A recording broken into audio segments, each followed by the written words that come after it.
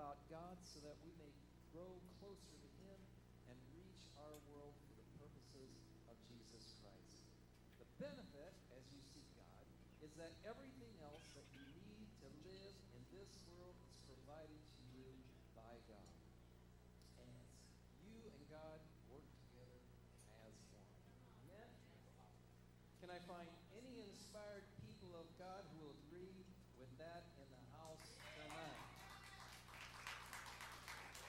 Awesome, man. Amen.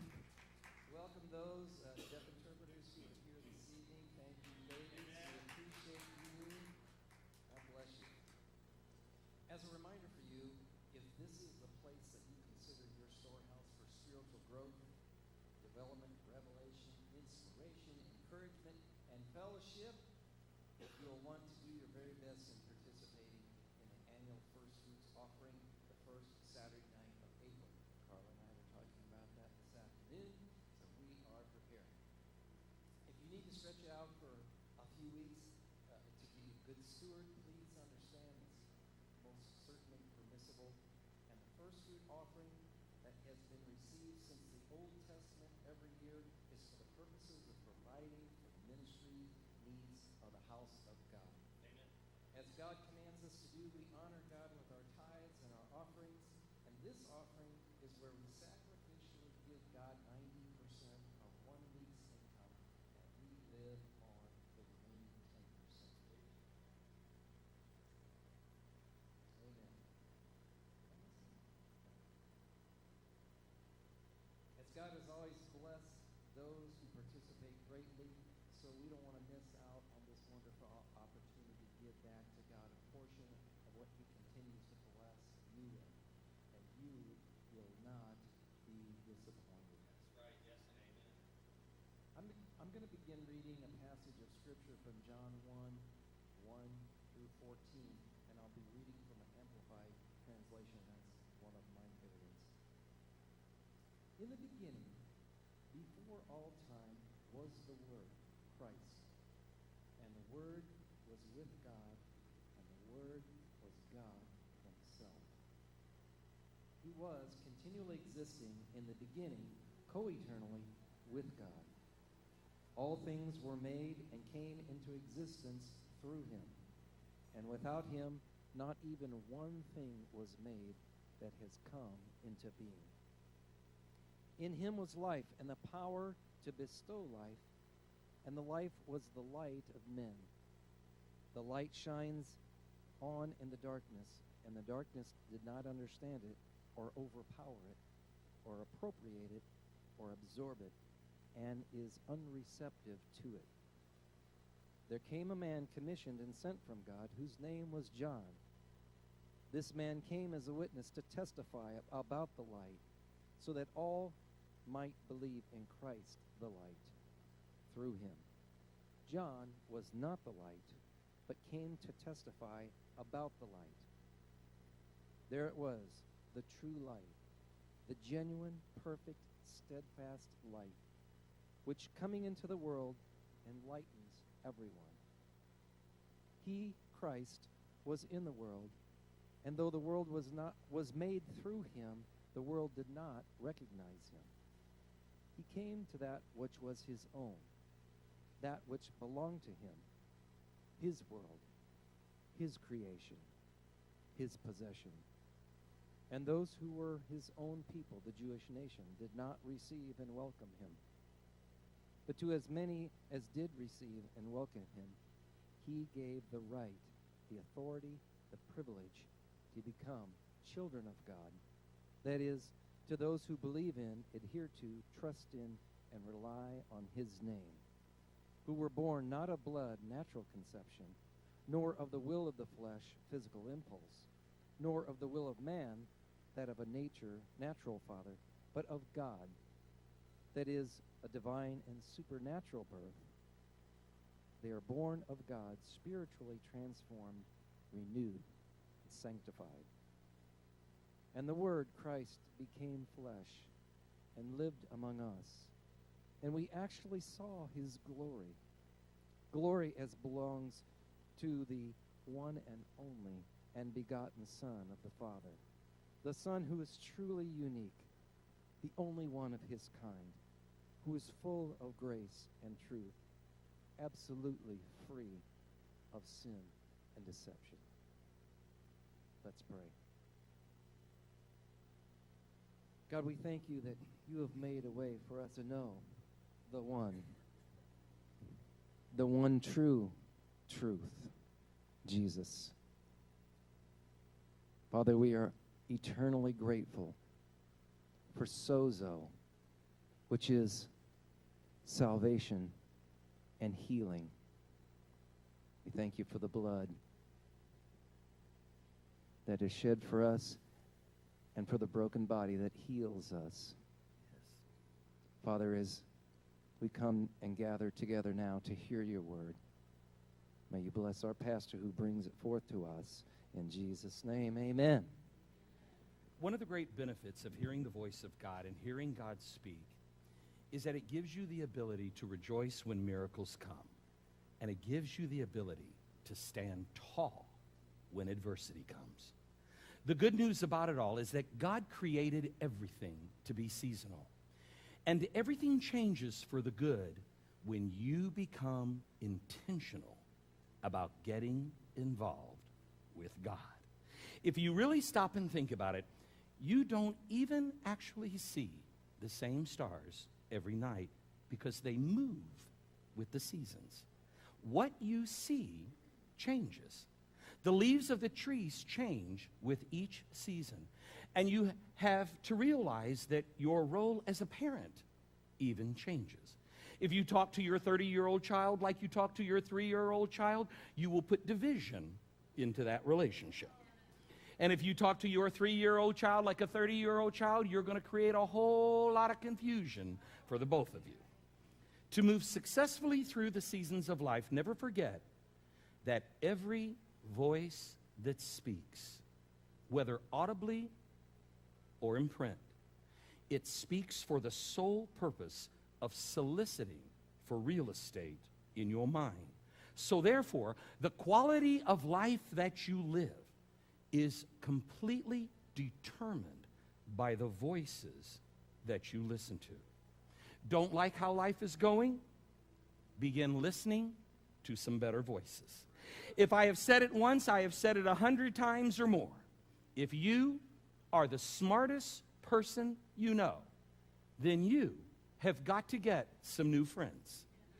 You will also not know how to get through the seasons of life if you are totally unprepared because you have only had a diet of biblical scriptures that you like. You need to be so careful and cautious about emphasizing one thing over another thing and missing what is the main thing.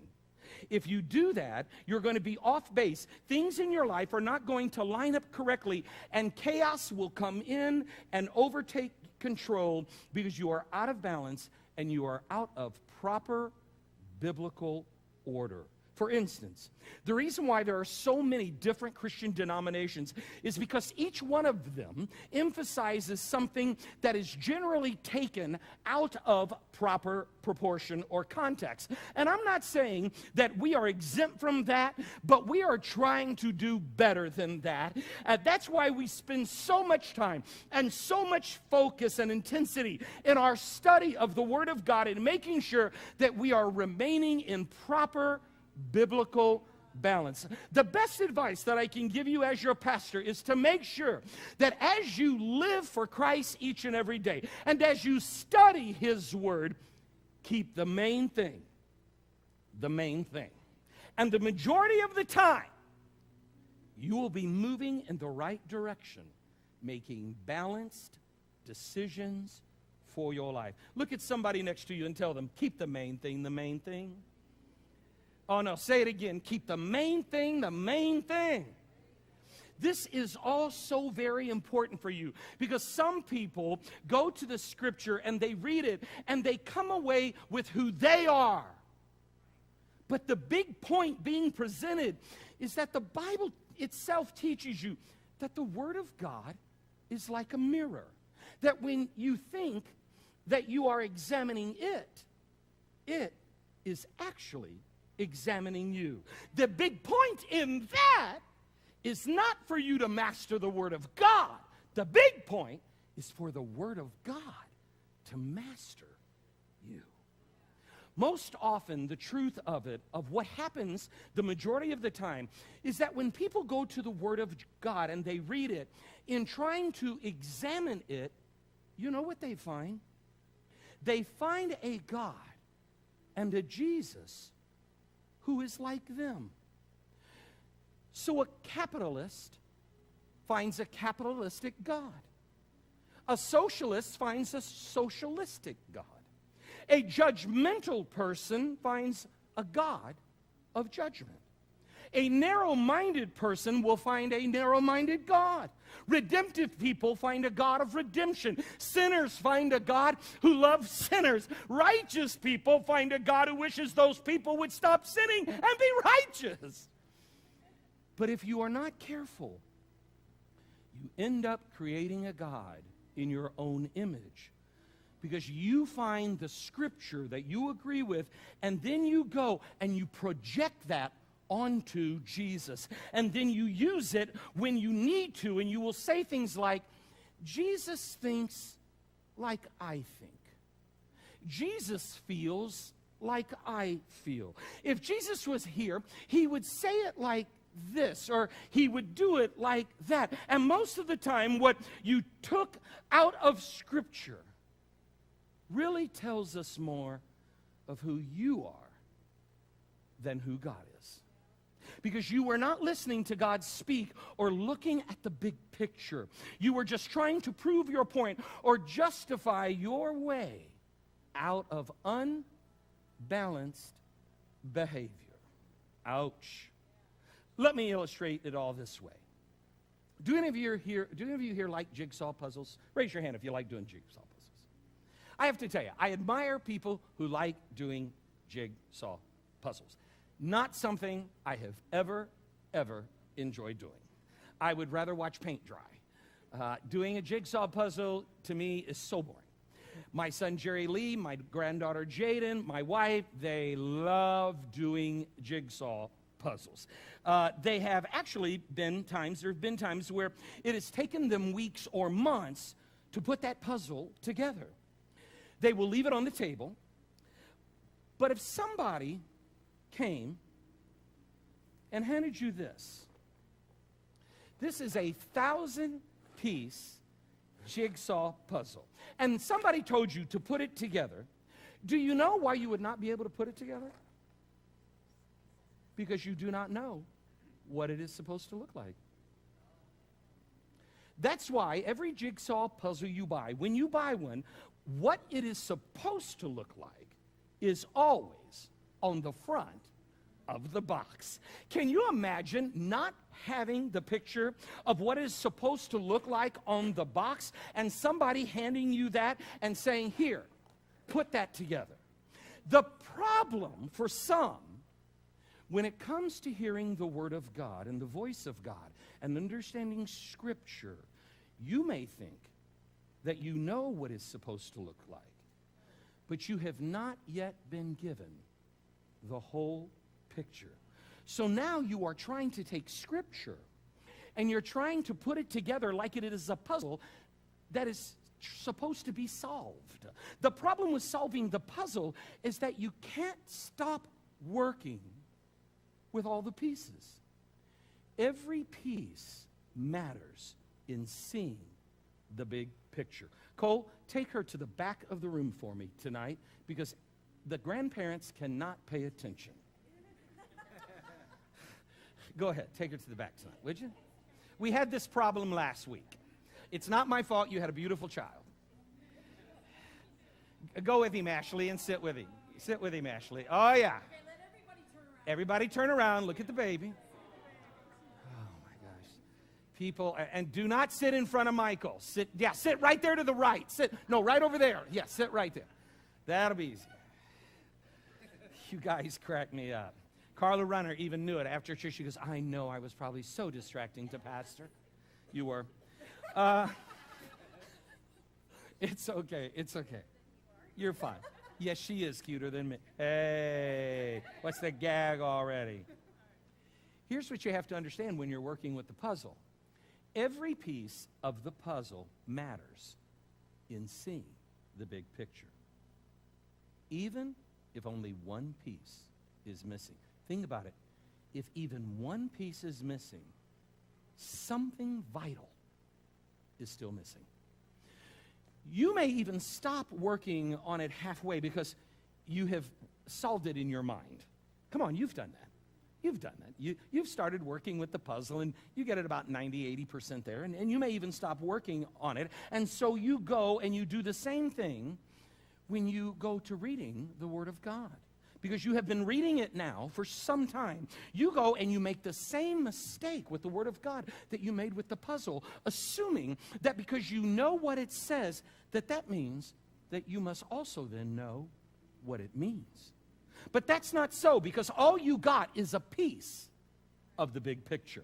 And then what you do is that you go and you use it to prove your point of view, or you twist it to back up your out of balance, misguided, out of order view, instead of using it to prove God's view. So here's the question of this entire part of the series. What's the big point? What's the big point? What is the big picture? Because if you know what the big picture is, then you will know where some of the pieces go. If you know what the big picture is, then you will not get bogged down in the little details of trying to live a first century lifestyle in a 21st century existence. And yes, please listen to me.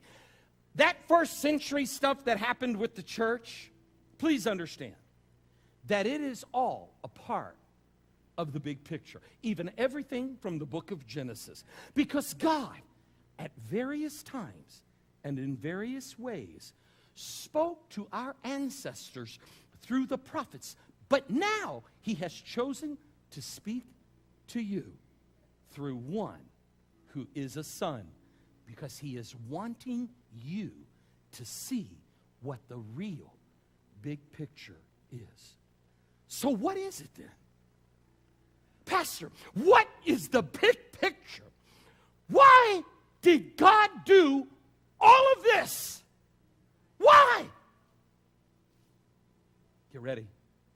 The big picture is all about the church. The body of Jesus Christ.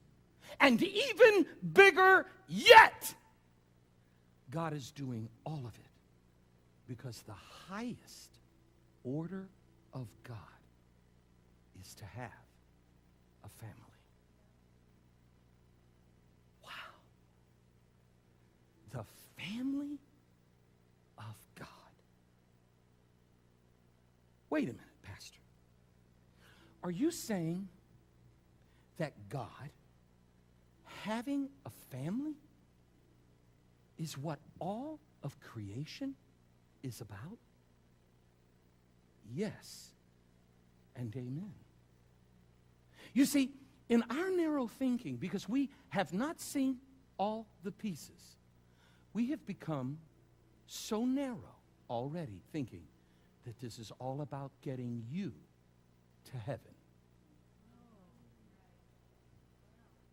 Mm-mm. No. This whole thing of creation is about God having a family. That means that family is the main thing about creation. Now, the bad news for some people, though, is that they think that this is just about them, and that's the big picture. But that's not the big picture at all. See, none of this is about you and Jesus doing your own thing. Wrong. You can't even prove that biblically. And here's why. Here's why. God revealed it to me. Everybody say the word oneness. Say oneness. Say oneness. Oneness.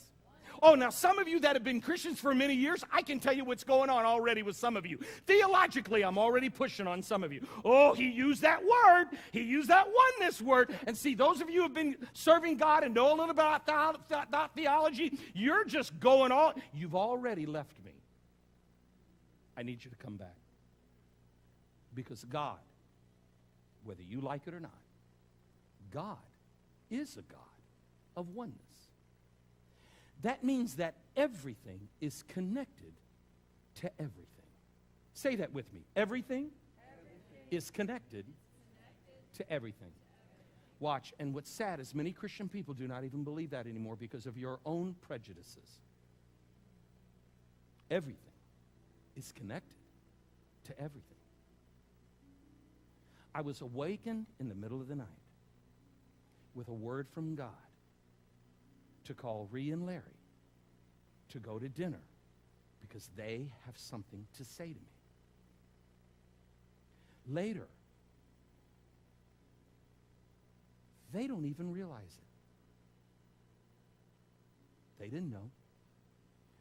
Ree tells Cindy, our last week, we'll go to dinner. There's a song I want to hear. Can Pastor do that? I've known that song since I was 16. I've played it since I was 16. It's the only song I have memorized. What's going on? Everything is connected. Then the Lord revealed to me that there were at least 3 people here tonight who need that song and need that word because everything is connected. Everything that God makes is connected to something else with the idea of oneness. Everything has an impact on something else. It's proven scientifically. For every action, there is what? An opposite and equal reaction. Why? Everything has an impact on something else. The reason for the heavens is the earth. The heavens do not act independently of the earth. The heavens affect the earth. Our waves move with the rise and the fall of the tides, which are affected by the moon.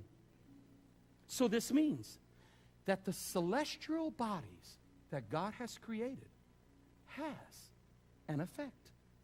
The sun has an effect. If you stay out in it too much this summer, you will look like a red lobster.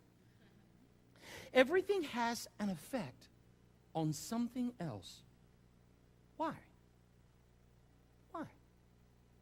Because it is all one. It's all one. It's all one. The world would change in an instant if the people who live on this planet came to the truth of this understanding of God. If you mess with something, it has an effect on something else. That was actually proven out this week on the news because bumblebees have now been listed on the endangered species list, and it is a very, very serious issue because the majority of people who are now living in the world do not understand or realize the importance of the pollination that bumblebees provide for the reproduction of the plant life and food source on our entire planet. That has to occur for everything to exist because everything is connected to everything. And if one thing gets messed up, it is going to affect a lot of other things because it is a domino effect. It is real because everything is connected. And if you have known me very long, and many of you have, you know that I am not some kind of crazy tree hugger. But this earth was created and given to us by God for us to be caretakers of it. However you want to phrase it, in your thinking, God, the Word, and the Spirit are one. Say that with me, please. God, the Word, the Spirit, they are one. You know this because Pastor Mark read it to you earlier, that in the beginning was the Word, and the Word was with God, and the Word was God. One of the many things that I've been trying to do over this last several weeks is to help you in getting past your current indoctrinations. Those things that you were exposed to while growing up in regards to the Word of God, because each Christian group has a tendency to emphasizing a specific point and to not looking at the whole picture. I grew up in them. I've been in church my entire life, 60 years. I can say this.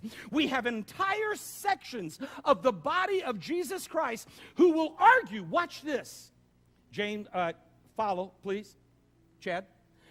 We have entire groups of the body of Jesus Christ, watch this, who argue over Trinitarianism. They argue over tripartite, or here's a word you will really understand. They argue over Trinity, and they argue over oneness. And if you are not careful with it, you will get locked down on one thing and miss the whole picture, and you will miss the big point. The point is, however you see it, in your finite mind and understanding, all of it is a mystery anyway as to how God the Father, God the Spirit, and God the Word are one. But you have to know at least, please know this, at least, that they enjoy oneness.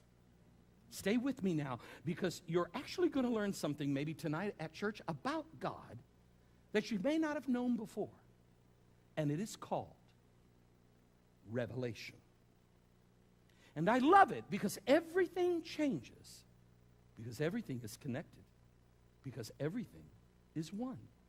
The Word of God tells us that Jesus said. Who said it? Now, those of you who have been in the Word many years, correct me, please, if I misquote. Jesus said, I and my Father are what? One.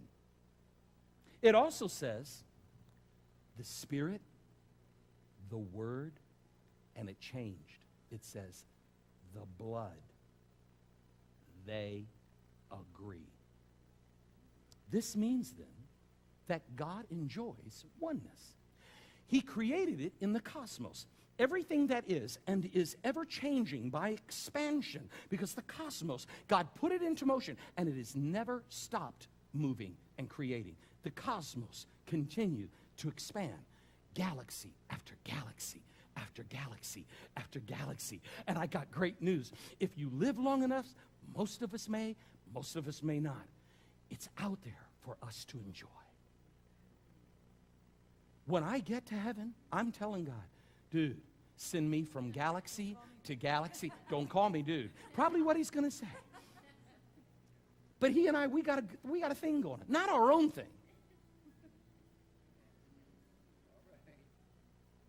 God created the cosmos. Everything out of it is changing by expansion and is being done with the concept of one, because it is all one thing.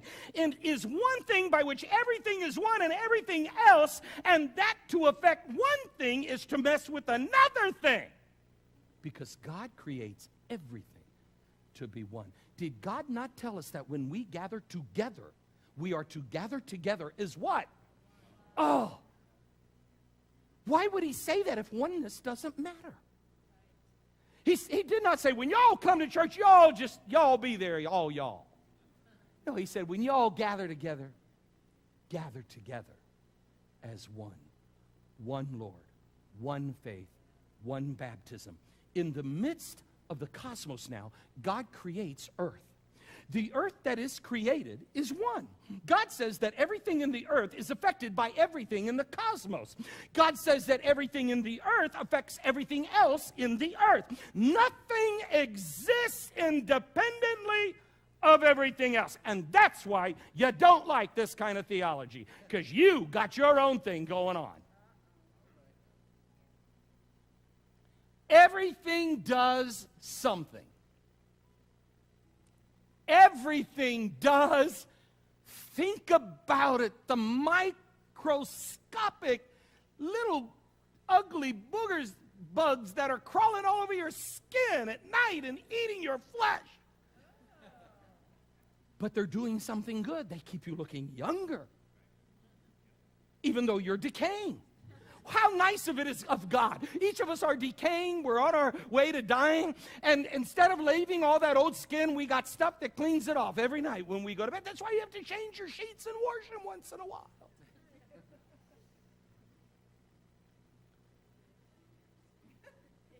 Everything does something. Watch this. Whether it is photosynthesis, whether it is soil and seed.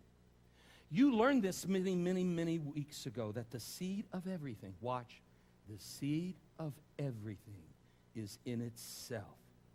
But you did not learn the why is it. I didn't teach that part. And it is that way, watch this, because of oneness. Everything affects everything else. God created it all with the concept of oneness. In the big picture, God created them. It says this in the Word of God in Genesis. It says God created them. Watch. Now, when I say this, I got to stop here, because when it says God created them, I want you to understand, in the Word of God, He had not yet created Adam and Eve. It says God created them. Or theologically, now watch this. Theologically, the way that you would say it is that you would say God created the Adam. Watch it close. From the Word of God, in Genesis it reads, then God said, why? Ain't nobody there to hear ya. Why? Why did it say? And then God said, watch, because it is revealing to you that you have a God who speaks. He's not some statue. Then God said, and He created you with the ability to hear Him speak. Watch how amazing it is. Many decades ago, Billy Graham used to do the largest crusades that we have ever seen in our nation. Hundreds of thousands of people would be there. And at the end of that message, he would give an invitation to those who wanted to accept Christ. How is it that someone standing in a crowd of 100 to 2,000 people can hear God? Wow. Watch this. I can even prove it to you more so. Michael Mooney has a couple of little children. I can promise you this.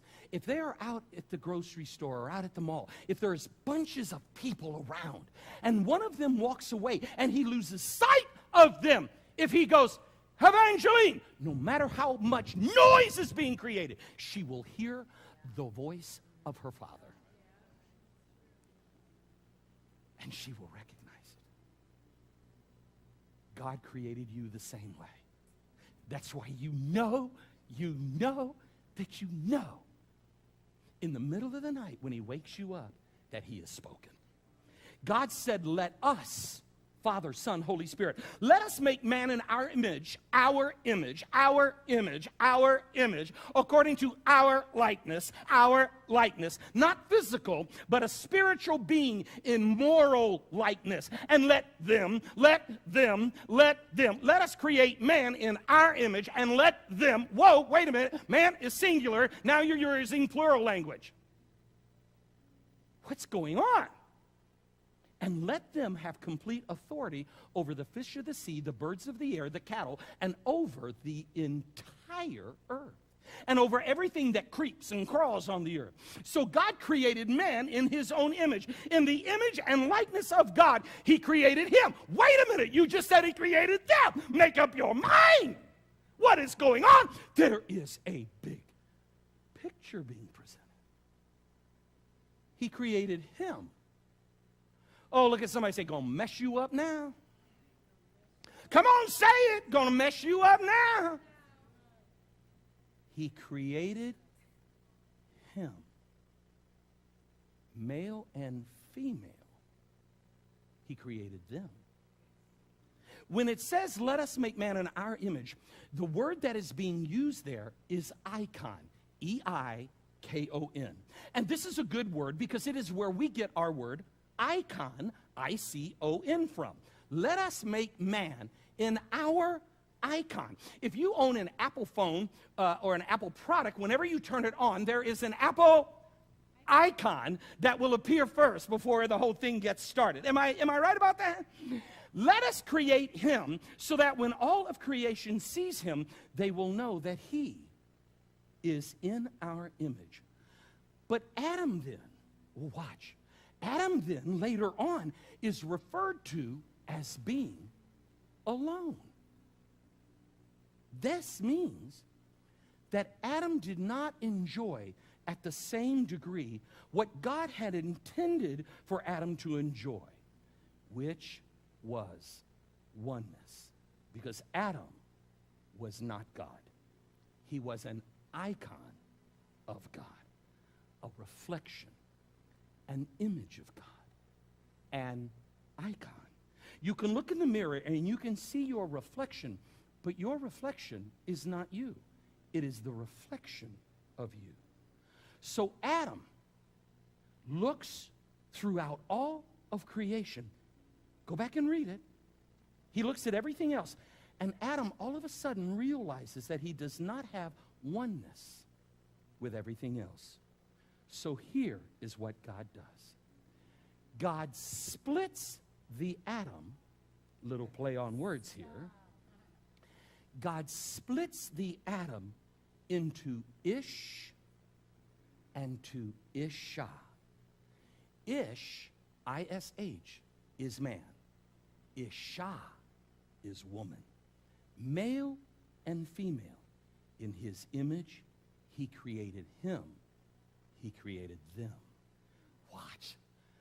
God pulls something from out of Adam that was created in Adam by God at the beginning.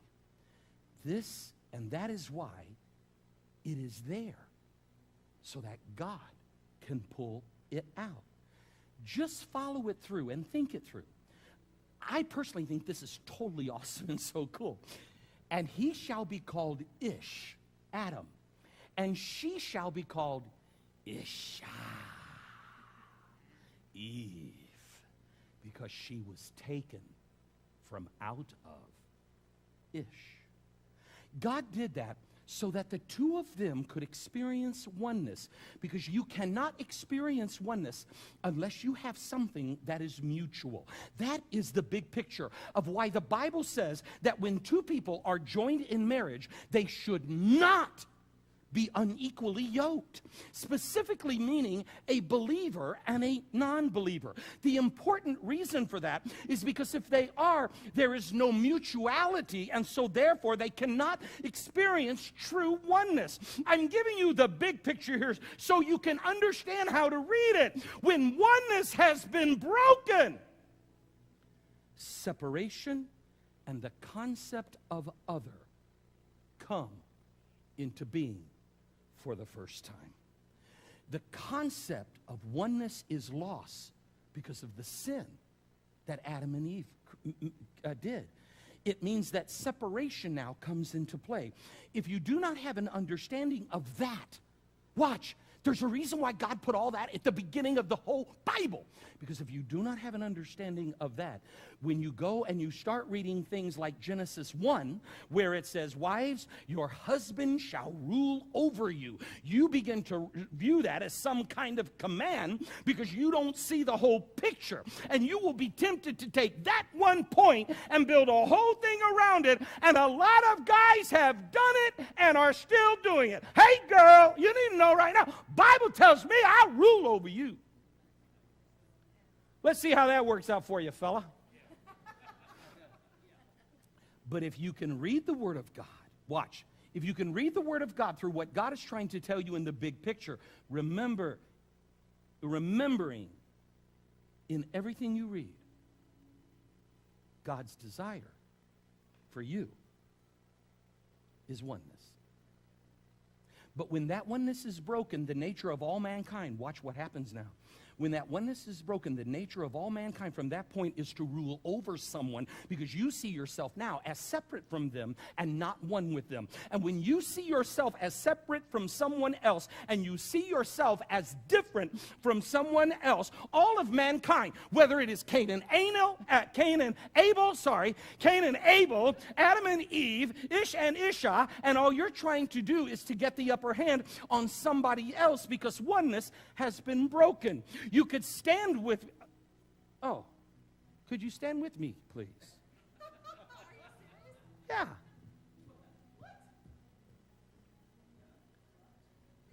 And give me a moment. Stand, really, stand.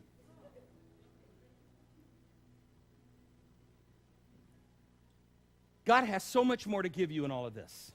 I got to tell you right now. There is not enough time for me to present it all to you tonight. I can't do it. We're going to start there next Saturday. But I need you to listen very close, please. Turn me up a little bit, Jason, if you would. Because tonight, as I close, I want to close with you words that the Lord your God has spoken. And he wants to speak this to you now. Whatever place you find yourself in life, in want or in plenty, in sorrow or in joy, in hope or in despair, know this one thing for certain, my child. My greatest desire as your God is for you and me to experience oneness. I have held nothing back. All the pieces of the puzzle are in the box. And the picture of who I am is on the front if you will only just look to him. I have provided for all that you will need to live in love and to be at peace.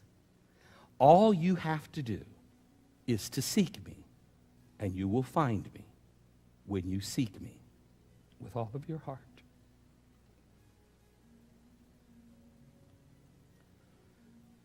Lord God, I thank you that the greatest desires that you have, the highest order, is to have a family. And we are humbled by the fact that you would want to be one with us. For we have surely sinned, and we have surely fallen short of your glory. And Lord God, I thank you that the one named Jesus, your Son, your precious Holy Son, was willing to come. And as we will discover next week, we will discover in such a new and fresh way the purpose and the reasoning of why he had to clothe himself in flesh. And Lord, I thank you for fresh revelation that is relevant to my life now. And I thank you and ask for your forgiveness. Because there have been times when I thought I understood what it meant because I knew what it said. And you so gracefully and respectfully have shown me that there have been times I was wrong. And I thank you for your grace and your mercy in every moment and in every situation. When I judged someone a little too harshly, when I was slow to forgive, when I took the word and I twisted it so that it fit my agenda and my opinion and my ideas. And Lord, I've told you this so often now, and I tell you again tonight, I will do my very best to be intentional about making sure that everything you reveal to me is in balance and is held in proper context. I thank you, Holy Spirit, that in my own frailties, there will be times I may not always get it right. And I thank you for your forgiving grace and mercy, and I thank you, Holy Spirit, for bringing it to my attention when it happens. And I thank you for the grace and mercy of a congregation of people who also understand that sometimes we're going to miss it. But our desire and our agenda is to look for the big picture, the big point, what you really are wanting to do. And to God, tonight, I thank you so much. I wish it could go across, and I pray, Lord, I know you can do it through the internet, that all the world would come to know that what you desire so much is a family. You desire a church, a body of believers that work to unite and to build and restore and to encourage and to inspire, not to tear apart. We live in a world that is being torn apart by division and strife and unreasonableness. But God, I thank you that you speak to these hearts in this house tonight. And so there is a voice that hears the sound of heaven, and we dedicate ourselves to speaking on your behalf in humbleness and with no hidden agendas. We dedicate ourselves to you, surrendering ourselves to you. Open your word to us. That song we sing, Open Up the Heavens, Lord, we want to hear you. We sing another song, Lord, entitled, We Are Listening. Lord God, speak to us tonight when we lay our heads down. In our sleep and in our dreams, speak to us. In the morning when we awake, speak to us. When we begin to move throughout our day and our activities, speak, Lord God, speak. When we move into the night, speak to us. At work, at home, at play, where we shop. Lord, I end tonight with those 3 words. I want you to know, God, we are listening. In the name of your Son, Jesus, we pray. Amen. God bless you, church family.